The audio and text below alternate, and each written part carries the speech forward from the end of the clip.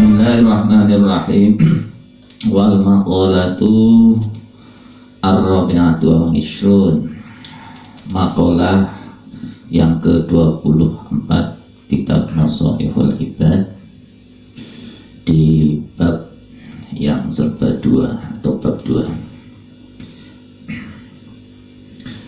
Qala an-nabi, qala berkata an-nabi Nabi sallallahu alaihi wasallam, aslu jami'il khotoya, aslu jami'il khotoya, asal ataupun pokok dari segala kesalahan. Hubbud dunya adalah hubbud dunya, cinta kepada dunia. Wahiyya ma zada anil hajjah, yaitu sesuatu yang lebih dari yang dihajatkan. Wa aslu jami'il fitani, dan asal dari segala fitnah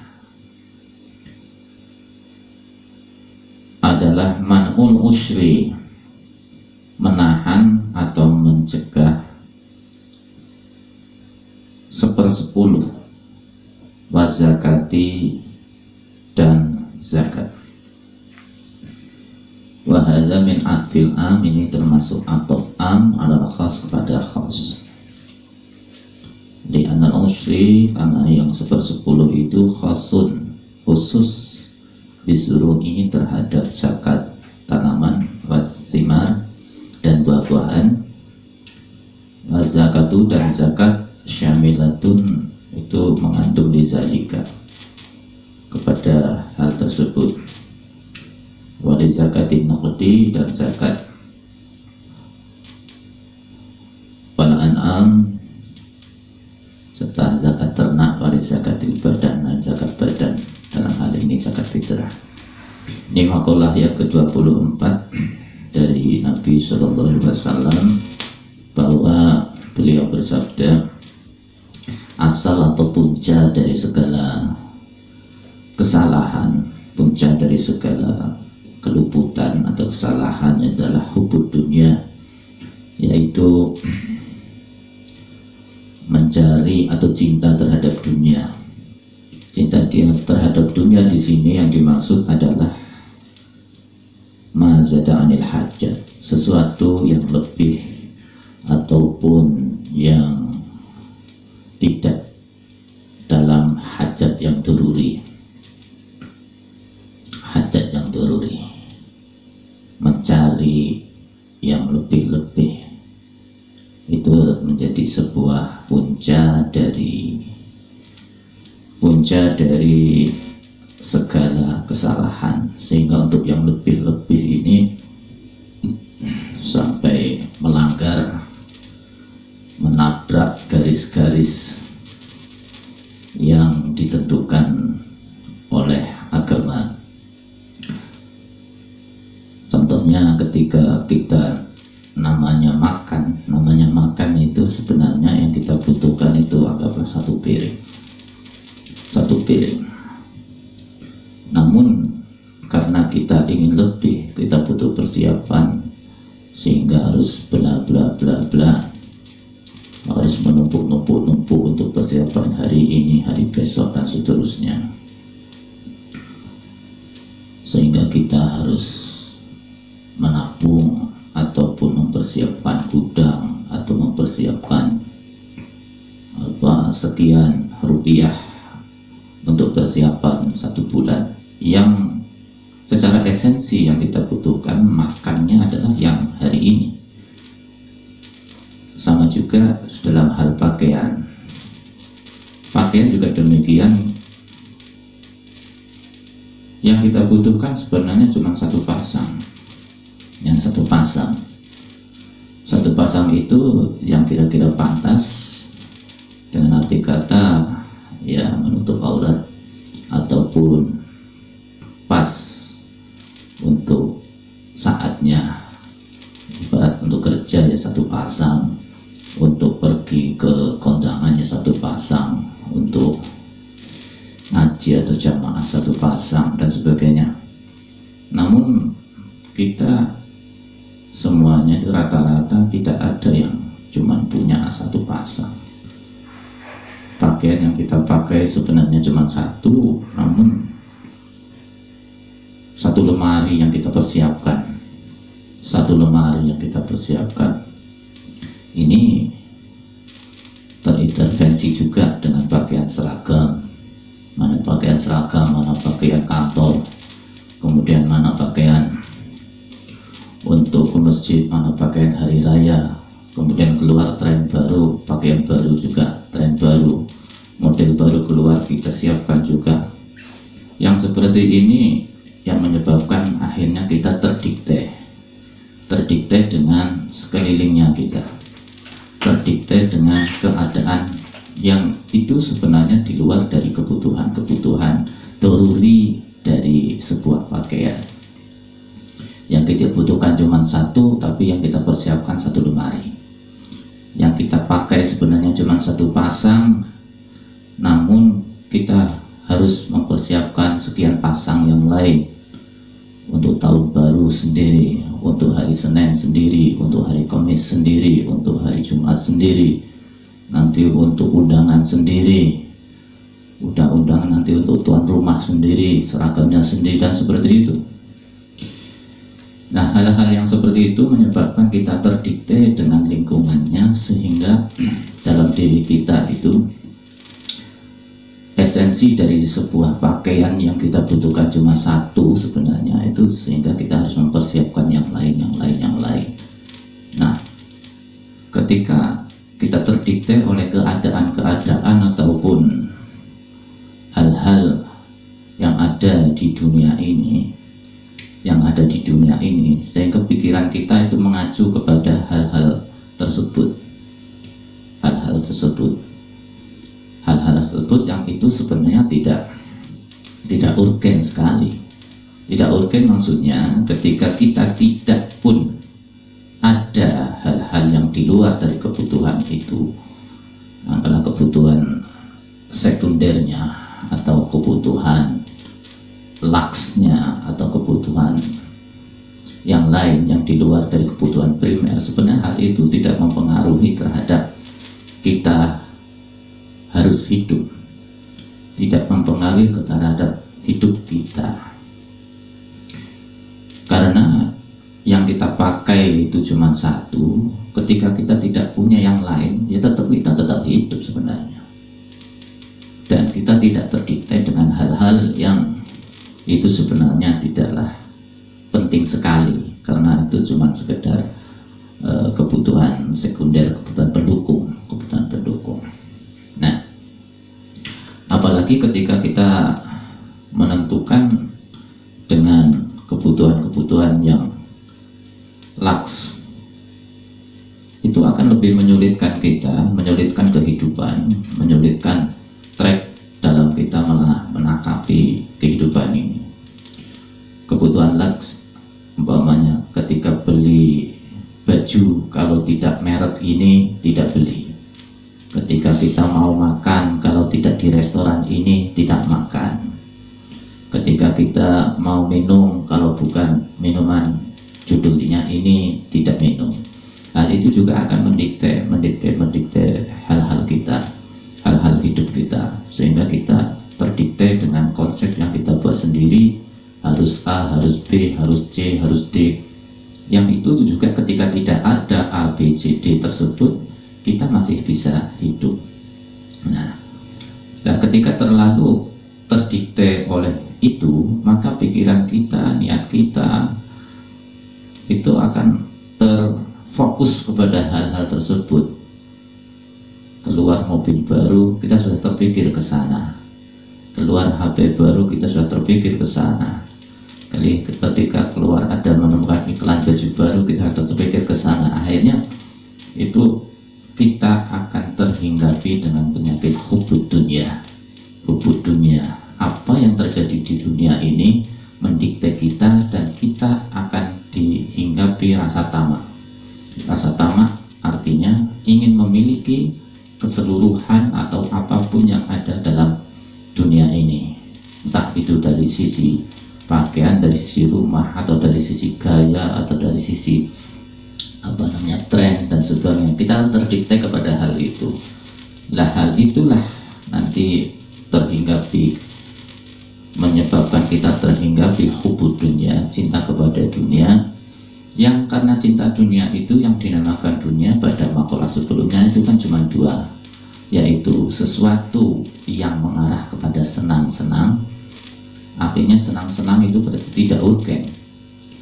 Dan yang kedua, sesuatu yang mengarah kepada pujian manusia. Jadi pujian manusia. Lah hal itu semuanya tidak urgen sekali. Ketika dipuji atau tidak dipuji, ya sebenarnya kita masih hidup. Ketika sesuatu kita tidak mempunyai yang kita senangi, sebenarnya kita juga masih hidup. Nah, memburu kepada senang-senang di dunia ini, dan memburu kepada yang nama keren itu bisa jadi berupa pangkat, berupa kedudukan, yang itu cuma ingin mendapatkan sebuah namanya. Dengan nama itu dia akan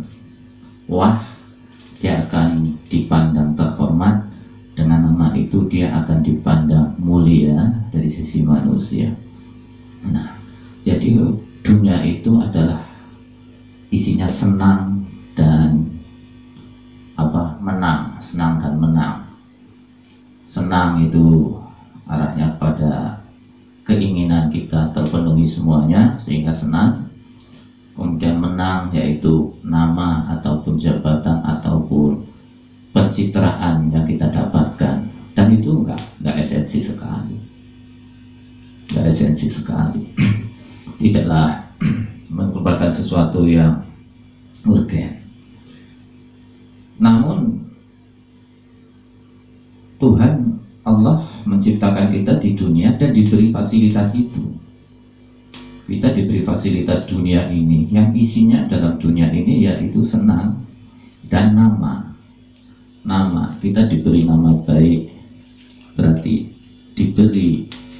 ditutupi keburukan kita. Sebenarnya nama baik itu saja cuma dunia, nama baik. Dan kemudian Tuhan memberikan rasa senang kepada keluarga, senang kepada anak, senang kepada harta. Itu juga dunia semua. Rasa senang itu juga dunia. Artinya Allah memberikan kita senang dan menang itu, memberikan kita jeneng dan seneng itu. Jeneng itu nama, kemudian seneng itu ya kenikmatan dunia ini.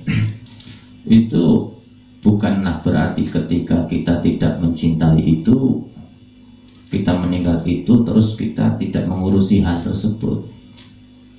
Ya tetap kita berusaha untuk senang, menikmati pemberian Tuhan di dunia ini. Dan kita juga butuh nama yang bagus. Nama yang bagus dalam hidup di dunia ini. Ya butuh mal, butuh sana, butuh akal, butuh senang. Namun itu jangan dijadikan sebuah tujuan. Namun itu bukan sebagai tujuan. Ketika kita bersedekah, konsekuensi dari sedekah itu nama kita akan baik. Nama kita tetap akan baik. Karena sedekah itu umpamanya itu akan dekat kepada manusia. Ketika dekat kepada manusia dengan sedekah, berarti nama kita akan baik dipandang oleh manusia. Kita akan mendapatkan itu. Tetapi nama baik itu jangan dijadikan sebuah tujuan untuk kita bersedekah. Nama baik itu tetap bagaimana? Ya, nama baiknya silakan dapat, tetapi dengan nama baik itu kita bisa bersedekah.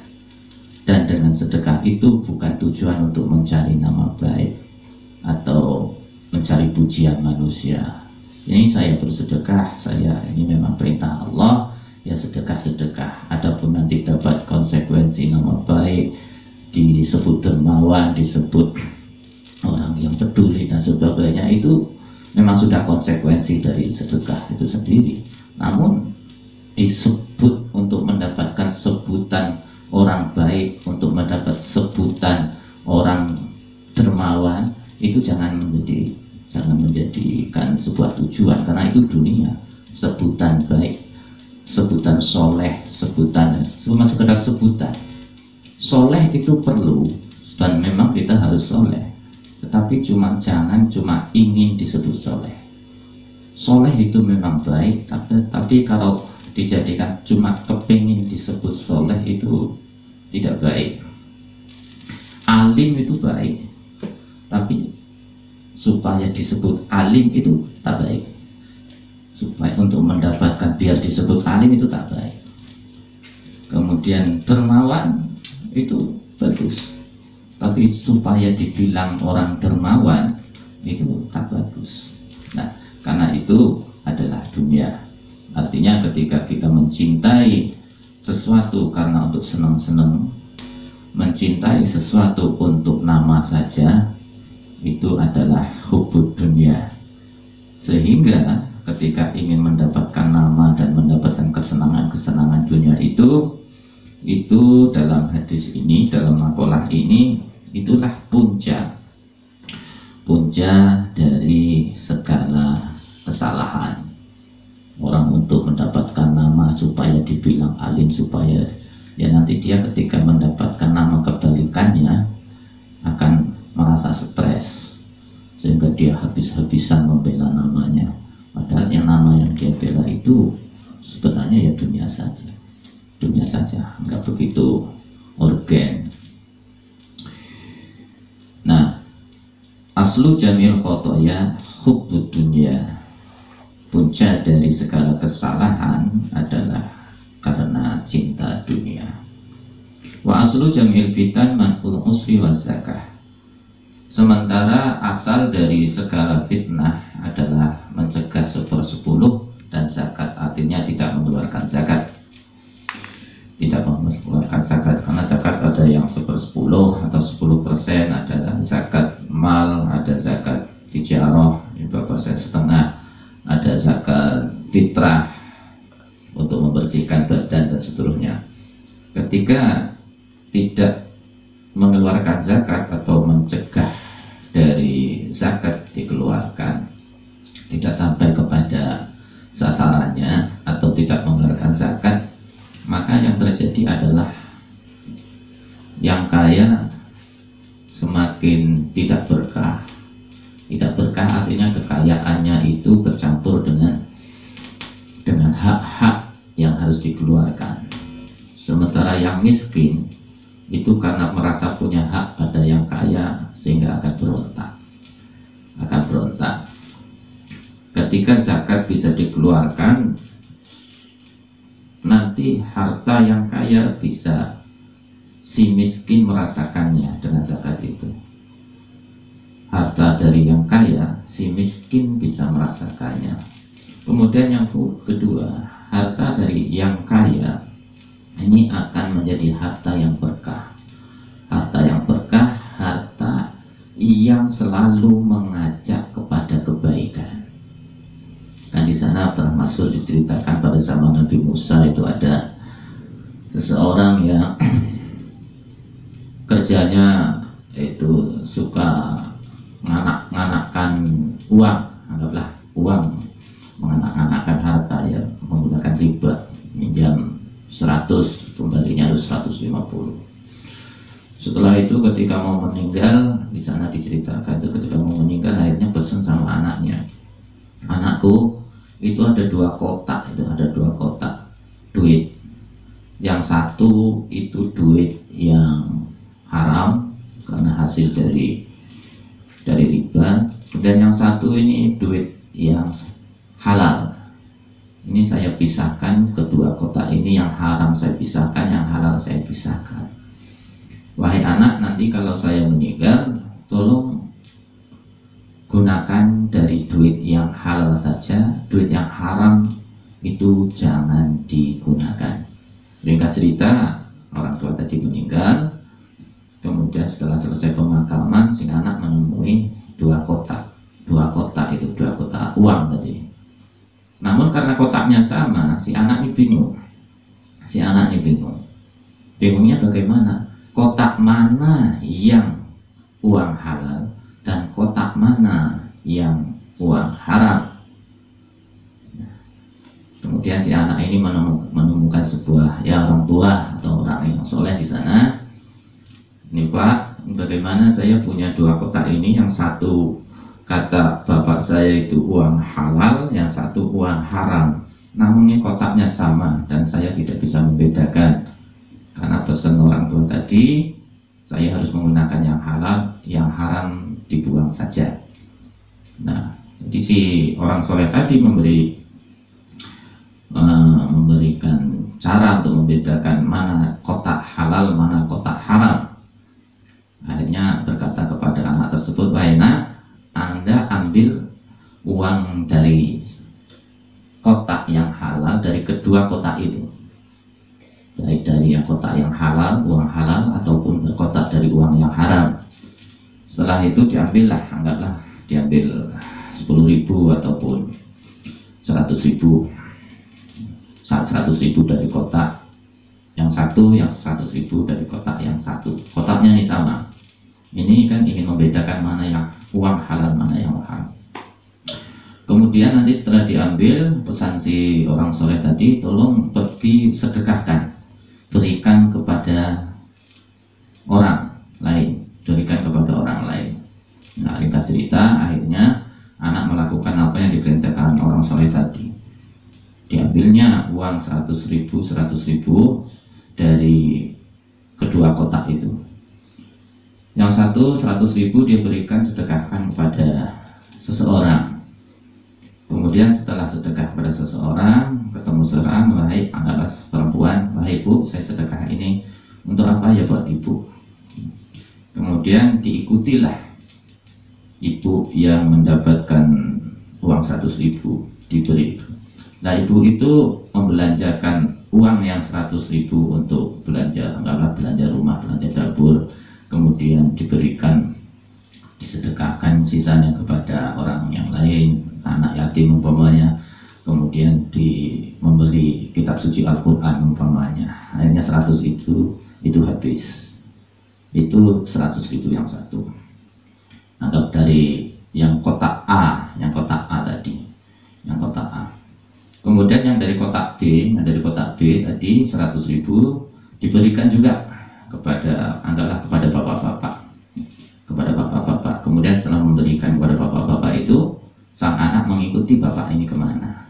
Akhirnya setelah bapak-bapak itu pergi, diikuti dari uang 100.000 yang diberikan itu, bapak-bapak pergi ke warung membeli minuman keras umpamanya, ataupun pergi ke meja judi umpamanya. Dengan uang 100.000 itu digunakan untuk sesuatu yang dilarang. Nah, setelah itu mendapat kesimpulan itu dalam cerita tersebut, si anak terus kemudian lapor kepada orang soleh tadi, "Pak, ini Pak Kiai melakukan demikian. Pak Kiai, dari kotak A saya berikan kepada ibu-ibu itu saya ikuti, ternyata dia beli sesuatu untuk kemudian beli sedekahkan, kemudian menjadi beli Al-Quran. Kemudian dari yang satu lagi saya sedekahkan kepada bapak-bapak itu untuk beli nomor, untuk beli main judi, untuk beli minuman. Jadi bagaimana yang kesimpulannya nih Pak Soleh?" Jadi orang soleh itu langsung berkata, "Itulah dari kotak yang kau berikan kepada ibu-ibu tadi itu, itulah adalah uang yang halal. Karena uang yang halal itu uang yang berkah, dan dia akan membawa si pemiliknya melakukan kebaikan-kebaikan, melakukan pendekatan, melakukan kepada Allah, melakukan hal-hal yang memang itu disunahkan dan yang baik-baik. Sementara dari kotak yang B yang kau berikan kepada bapak-bapak itu tadi, itu adalah uang yang haram. Karena uang yang haram pasti akan mengajak pemiliknya untuk melakukan hal-hal yang haram yang lain." Nah, ini yang dimaksud dengan harta barokah. Jadi harta barokah itu semakin kita miliki, maka kita akan semakin banyak membawa kita untuk melakukan kebaikan-kebaikan, sehingga kita semakin hari semakin berkah, semakin berkah. Nah, itu terjadi ketika kita ataupun seseorang yang memiliki harta kemudian sudah sampai pada nisabnya, dikeluarkan nisabnya, maka harta itu sudah menjadi harta yang bersih, harta yang berkah, sehingga pemilik harta itu akan semakin menjadikan harta untuk menuju kepada kebaikan.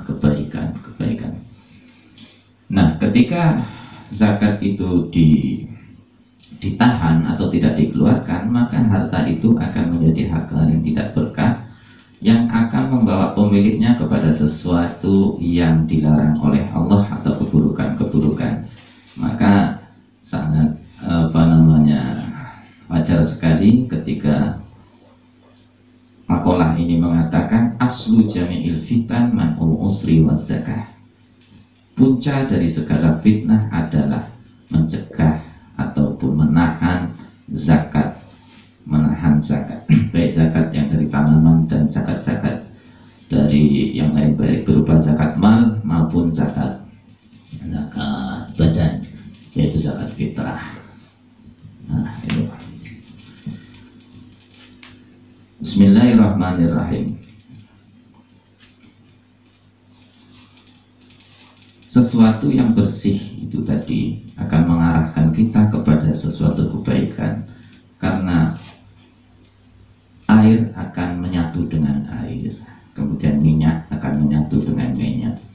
Artinya ketika kita punya kebaikan, maka kebaikan yang kita miliki itu akan mengundang kebaikan-kebaikan, dan kita akan diajak untuk melakukan kebaikan-kebaikan yang lain.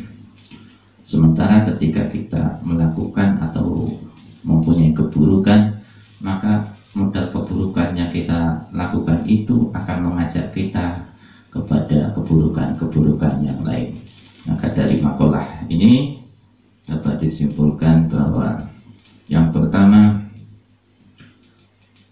dunia jangan dijadikan sebagai sebuah tujuan, tapi jadikanlah sebagai sarana untuk menggapai akhirat.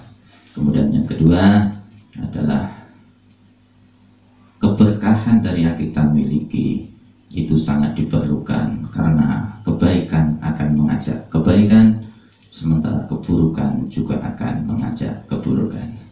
Itu saja, semoga ada manfaatnya untuk kita semua. Al-Fatihah. A'udzubillahi minasyaitonirrajim. Bismillahirrahmanirrahim. Alhamdulillahirabbil alamin arrahmanir rahim maliki yaumiddin iyyaka na'budu wa iyyaka nasta'in ihdinas mustaqim shiratal ladzina an'amta 'alaihim ghairil maghdubi 'alaihim waladdallin. Alhamdulillah shalli wa sallim daiman ala habibika khairil khalqi kullihim wal habibul ladzi turja syafa'atuhu likulli hawlin minal ahwali muqaddaim ya rabbi bil mustafa badih maqasidana waghfir lana ma madha ya wasi'al karami ya arhamar rahimin ya arhamar rahimin ya arhamar rahimin farij 'alal muslimin. Assalamualaikum warahmatullahi wabarakatuh.